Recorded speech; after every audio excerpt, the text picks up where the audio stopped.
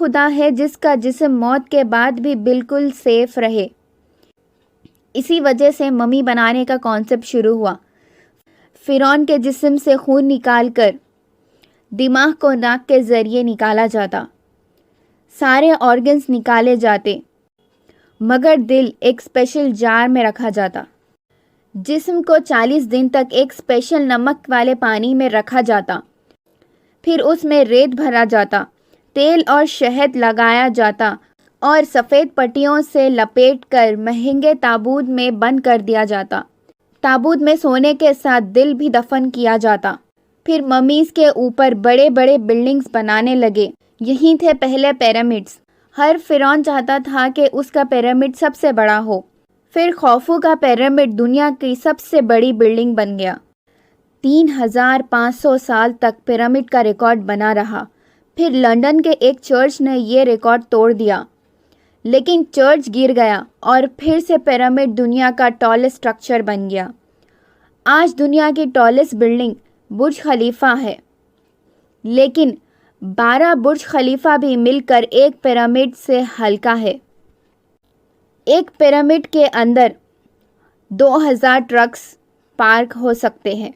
Pyramid بنانے میں پیسہ اتنا زیادہ لگتا تھا کہ ایجپٹ کی اکنامی کمزور ہو گئی۔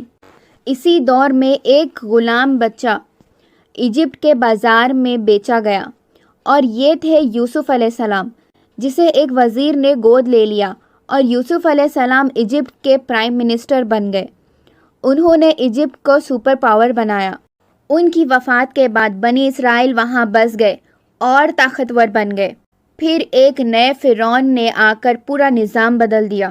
اب ایجپٹ میں باہر کے لوگ کو برداشت نہیں کیا جائے گا۔ بنی اسرائیل پر ظلم شروع ہو گیا۔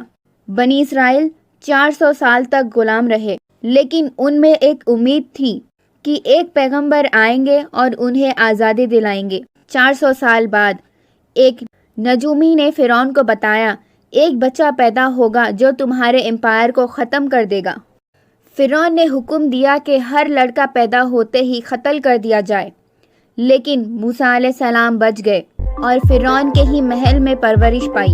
پیغمبر بننے کے بعد موسیٰ علیہ السلام نے ڈیمانڈ کی، میرے لوگوں بنی اسرائیل کو آزاد کرو۔ آخر بہت سارے معجزتوں کے بعد فرعون نے آزادی دی۔ ایک ہی رات میں 6 لاکھ بنی اسرائیل ایجپٹ سے نکل گئے، لیکن فرعون نے واپس اپنا وعدہ توڑ دیا اور اپنی فوج لے کر موسیٰ علیہ السلام کا پیچھا کیا۔